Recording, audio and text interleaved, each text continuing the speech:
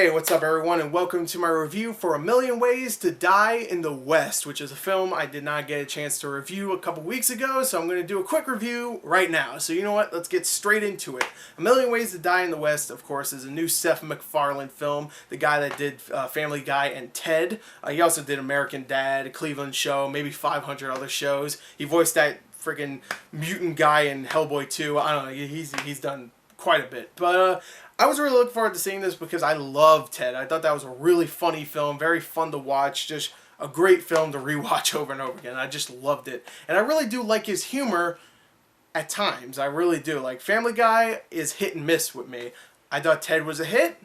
I thought this one was not a miss. Actually, I enjoyed this film. I actually thought this was very, very funny, even though it's very, very childish. And, you know, I mean, it kind of sucks that I'm reviewing this after seeing 22 Jump Street, but, I mean, it does. I mean, it straight up sucks for this film, because 22 Jump Street is definitely funnier. I'm not even going to say this is even close to as funny, but watching 22 Jump Street makes me realize a little bit more how childish this film is. But that's not to say this movie is bad. It really isn't. It's actually a very well done spoof of the West, and I thought it was really, really funny when it got to actually telling jokes. Not fart jokes and sight gags and stuff. When there was actual jokes that Seth MacFarlane or any of the other characters were saying, I thought they were actually really funny. I thought Seth MacFarlane, as one of his first big lead roles, actually I think this is probably his first lead role, where he's actually seen on screen. I thought he was great. I thought he was really, really funny. There's a whole scene where he actually describes the West to a couple of characters, and I thought it was really, really funny, especially since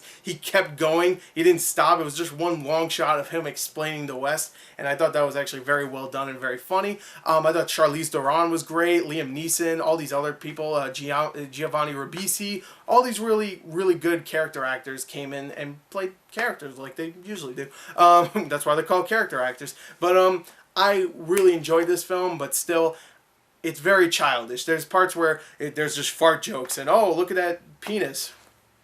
I don't know. Hey, there's Patrick Stewart voicing a sheep that has an erection. Okay. There's some really silly moments. Also, there's a drug scene in this film where he's tripping out on drugs, and it's not even close to as funny as 22 Jump Street, so I have to make that comparison. But overall, I still think A Million Ways to Die in the West is worthy of a rental, at least.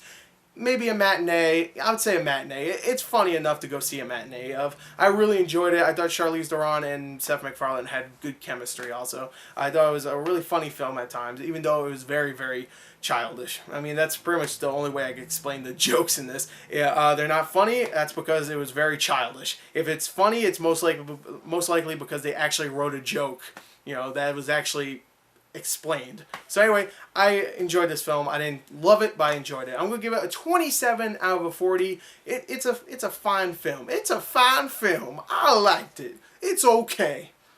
There you go. Goodbye.